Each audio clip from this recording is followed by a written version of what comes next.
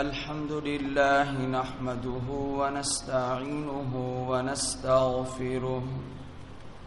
ونستغفره ونؤمن به ونتوكل عليه ونعوذ بالله من شرور أنفسنا ومن سيئات أعمالنا من يهده الله فلا مضل له ومن يضلله فلا هادي له ونشهد أن لا إله إلا الله وحده لا شريك له ونشهد أن سيدنا ومولانا محمدا عبده ورسوله أما بعد فأعوذ بالله من الشيطان الرجيم بسم الله الرحمن الرحيم يا أيها الذين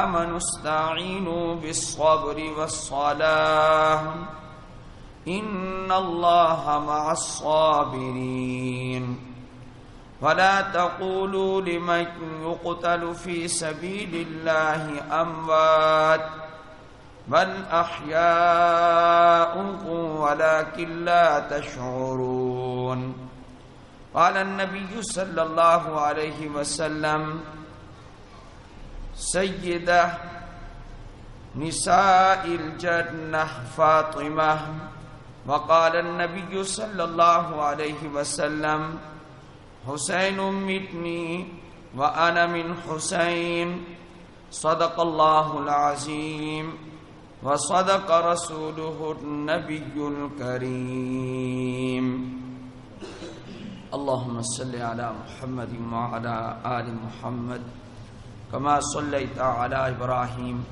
وعلى آل إبراهيم إنك حميد مجيد اللهم بارك على محمد وعلى آل محمد كما باركت على إبراهيم وعلى آل إبراهيم إنك حميد مجيد۔ اللہ تعالی نے سب سے اچھی موت شہادت کی موت بنائی ہے، اور اسلام میں شہادتوں کی ایک لمبی فہرست ہے، اتنی کہ جس کا شمار مشکل ہے۔ اسلام قربانیوں کے بغیر زندہ نہیں، قربانیوں کے ساتھ زندہ ہے، اور جب تک مسلمان اسلام کے لیے قربانی دیتے رہیں گے اللہ تعالی اسلام کو بھی اور مسلمانوں کو بھی عزت اور غلبہ عطا فرمائیں گے۔ آج چونکہ محرم الحرام کی 9 تاریخ ہے، اور یہ 1400 سال گزرنے کے بعد بھی شہادت کے واقعات تازہ ہیں، اور ان کا تذکرہ اور ان حضرات کو خراج عقیدت اور ان کے کاموں کی تحسین آج بھی زندہ ہے۔ قرآن کریم نے ہر موقع پر رہنمائی کی ہے، چنانچہ مصیبت کے وقت قرآن نے صبر کا حکم دیا ہے، جزا فضا اور واویلا گریبان پھاڑنا اور اپنے جسم کو نوچنا اور زمانہ جاہلیت جیسی آوازیں نکالنا، اس کے بارے میں حدیث موجود ہے، اور یہ کام حرام ہے۔ حضرت صلی اللہ علیہ وآلہ وسلم نے ارشاد فرمایا، من ضرب الخدود، جس نے اپنے رخساروں کو پیٹا، وشق الجیوب، اور گریبانوں کو پھاڑا، ودعا بدعوى الجاہلیہ، اور اس نے جاہلیت کی پکار یعنی نوحہ بازی کی۔ حضرت صلی اللہ علیہ وسلم نے ارشاد فرمایا فلیس منا، اس شخص کا، اس فرد کا، یہ نہیں فرمایا اسلام سے کوئی تعلق نہیں، فرمایا اس شخص کا مجھ سے اور میری جماعت سے کوئی تعلق نہیں ہے۔ حضور اکرم صلی اللہ علیہ وسلم نے اس طرح سختی سے ارشاد فرمایا، اس لیے کہ اسلام کسی مجسم چیز کا نام نہیں ہے، اسلام نام ہے محمد مصطفیٰ کا، اور اسلام نام ہے ابو بکر صدیق کا، اسلام نام ہے عمر فاروق کا، اسلام نام ہے عثمان غنی کا، اسلام نام ہے علی ابن ابی طالب کا، اسلام نام ہے حسن و حسین کا، اسلام نام ہے فاطمۃ الزہرا کا، اسلام نام ہے عائشہ الصدیقہ کا۔ اگر ان ہستیوں کو ایک طرف رکھ دو، اسلام پھر کہاں سے لوگے، مذہب کہاں سے لوگے، تمہیں دین کیسے سمجھ آئے گا؟ اس لیے نبی علیہ السلام نے فرمایا جو یہ گندے گندے کام کرے گا فلیس منا، اس شخص کا ہم سے کوئی تعلق نہیں ہے۔ آپ حضرات مبارکباد کے مستحق ہیں کہ آپ ایسے کام نہیں کرتے جن کاموں سے ہمارے نبی علیہ السلام نے منع کیا ہے۔ نہ آپ 9 یا 10 محرم کو اپنے رخساروں کو پیٹتے ہیں، نہ آپ اپنے گریبانوں کو پھاڑتے ہیں، اور نہ ہی آپ لوگ کوئی دعوی جاہلیت، پکار جاہلیت اپنی زبانوں پر لاتے ہیں۔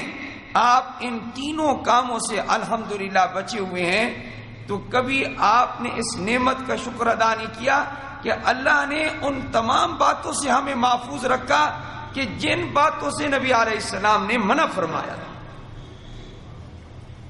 لیکن اس کے باوجود شور الگ چیز ہے، اہل بیت کی محبت الگ چیز ہے۔ اہل بیت نبی کی محبت اطہار اور ازواج نبی کی محبت، یاد رکھیں یہ محبت ہمارے ایمان کا جز ہے، ان کی محبت ہمارے ایمان کا جز ہے، حصہ ہے۔ کوئی شخص جو مومن ہو وہ حسن و حسین کی محبت، فاطمۃ الزہرا کی محبت، علی ابن ابی طالب کی محبت سے اس کا دل نہ خالی ہے نہ کبھی خالی ہو سکتا ہے۔ ہمیشہ سادات کا احترام اور سادات کی عزت اہل سنت والجماعت کے نزدیک مسلم ہے، ایمان کا جز ہے۔ چنانچہ چند فضائل مناسب سمجھتا ہوں کہ ذکر کر دوں، اس سے پہلے کہ آپ لوگ 3 کاموں سے بچے ہوئے ہیں۔ نہ آپ رخساروں کو پیٹتے ہیں، نہ آپ گریبان پھاڑتے ہیں، اور نہ ہی آپ لوگ دعوی جاہلیت زبان پر لاتے ہیں۔ تینوں کاموں سے اللہ کے نبی نے منع کیا، اور مجھے امید ہے کہ آپ نے جو کام کیا ہوگا وہ کیا ہوگا جو سنت کے مطابق ہے۔ سنت کیا ہے؟ محرم الحرام میں نبی علیہ الصلوۃ والسلام مکۃ المکرمہ میں بھی، حدیث کی راویہ حضرت عائشہ صدیقہ ہیں رضی اللہ تعالی عنہ، مسلم کی روایت ہے، فرمایا آپ مکۃ المکرمہ میں بھی عاشورہ کا روزہ، 10 محرم الحرام کا روزہ رکھا کرتے تھے۔ نبی علیہ السلام کی عادت شریفہ تھی، آپ 10 محرم کا روزہ مکے میں بھی رکھا کرتے تھے۔ جب آپ ہجرت کر کے تشریف لائے مدینہ طیبہ میں، تو مدینہ طیبہ میں آپ نے اپنی عادت کے مطابق روزہ 10 کا رکھا۔ صحابہ نے عرض کی اے اللہ کے رسول صلی اللہ علیہ وسلم، ھذا یوم تعظمہ الیہود والنصارى، یہ وہ دن ہے کہ یہود و نصارہ بھی اس دن کی تعظیم کرتے ہیں۔ نبی علیہ السلام نے فرمایا لا اصومن التاسع لئن بقیت لاصومن التاسع، اگر میں اگلے سال زندہ رہا تو میں 10 کے ساتھ 9 کا روزہ بھی شامل کروں گا۔ اہل سنت والجماعت اسی پر عمل کرتے ہیں کہ وہ نبی علیہ السلام کی حدیث کہ 9 کا روزہ رکھنا چاہیے محرم کو اور 10 کا روزہ رکھنا چاہیے، اگر کسی کا 9 کا روزہ چھوٹ گیا ہو تو 10 کے روزے کے ساتھ 11 کا روزہ ملا لے، تاکہ وہ مشابہت والی بات بھی نہ رہے۔ علماء نے اس مسئلے کی اس طرح وضاحت فرما دی ہے۔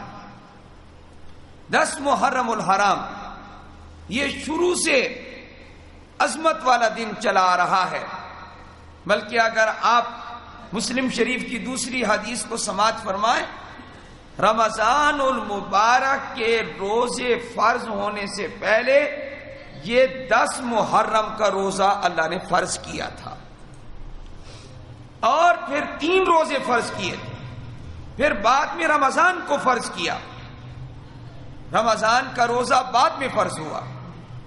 10 محرم کا روزہ نبی علیہ السلام نے رمضان کے روزوں کی فرضیت کے بعد بھی اس کی فضیلت کو باقی رکھا، اور کیا ارشاد فرمایا، افضل الصیام بعد رمضان، سب روزوں سے افضل رمضان کے روزوں کے بعد وہ کون سا روزہ ہے؟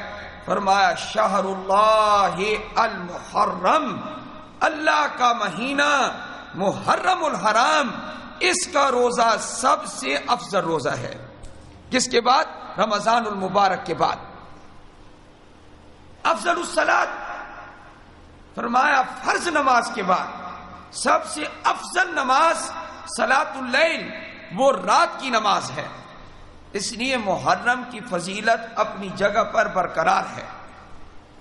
وہ کام نہ کریں جن سے شریعت نے منع کیا ہے، گریبان پھاڑنا، یہ کرنا وہ کرنا، ان چیزوں سے اپنے آپ کو دور رکھیں، روزہ رکھیں، یہ شریعت میں جائز ہے، بلکہ اس کا ثواب ہے۔ 10 کے روزے کی فضیلت نبی علیہ السلام نے فرمائی، جو 10 محرم کا روزہ رکھے گا فرمایا کہ اللہ تعالیٰ اس کے 1 سال کے گناہوں کو معاف فرما دے گا۔ یہ 10 محرم کا روزہ ہے، تو لہذا کل کا دن بڑی فضیلت والا دن آ رہا ہے۔ جو کام کرنے کے ہیں وہ کریں، آپ اعمال کی طرف آئیں۔ ہماری مسجد میں جماعت آئی ہوئی ہے، ان کی زیادہ تر ترغیب اعمال کی ہوتی ہے، ان کے ساتھ جڑیں، بیٹھیں، ان کی باتیں آپ سماعت فرمائیں، تو اعمال میں آپ جڑیں۔ جو کام کرنے کا ہے، روزہ رکھنے کا کام، یہ سنت سے ثابت ہے، یہ ہمیں کرنا چاہیے۔ ایک حدیث کی وضاحت کر دوں، پھر چند فضائل حضرت حسین رضی اللہ تعالیٰ عنہ کے متعلق عرض کروں گا۔ نبی علیہ السلام نے فرمایا من وسع علی عیالہ یوم عاشوراء وسع اللہ علیہ سائر سنتہ۔ امام بیہقی نے اس حدیث کو روایت کیا، حضرت عبداللہ ابن مسعود رضی اللہ تعالیٰ عنہ اس کے راوی ہیں، اور اس حدیث کے متعلق کچھ لوگوں نے یہ کہہ دیا یہ ضعیف ہے، خود امام بیہقی اس کو ضعیف کہہ رہے ہیں، لیکن فرمایا ایک سند کے اعتبار سے ضعیف ہے، باقی اس کی ایسی سندیں بھی موجود ہیں جو امام مسلم کی حدیث کی اسناد ہیں، لہذا صحیح سندوں کے ساتھ بھی یہ حدیث موجود ہے۔ ترجمہ کرتا ہوں، نبی علیہ السلام نے فرمایا جو شخص عاشورہ کے دن اپنے اہل خانہ پر، اپنی بیوی، اپنے بچوں پر وسعت کرے گا، مال میں، ان کے خرچے میں، ان کو کھلائے گا پلائے گا، فرمایا اللہ تعالیٰ پورے سال اس کی روزی میں برکت عطا فرمائیں گے۔ یہ حدیث کل میں نے درس میں بھی اسی وضاحت کے ساتھ ذکر کی، بلکہ اس سے زیادہ وضاحت کے ساتھ میں نے عرض کی ہے حضرت سفیان ثوری رحمت اللہ علیہ فرماتے ہیں 30 سال میں نے اس حدیث کا تجربہ کیا ہے. فرمایا کہ ہر سال میں 10 محرم الحرام کو اپنے گھر کے اخراجات بڑھا دیتا ہوں اور ان میں وسعت کر دیتا ہوں، فراخی کر دیتا ہوں. فرمایا اللہ تعالی اس کی برکات پورا سال مجھے عطا فرماتے رہتے ہیں.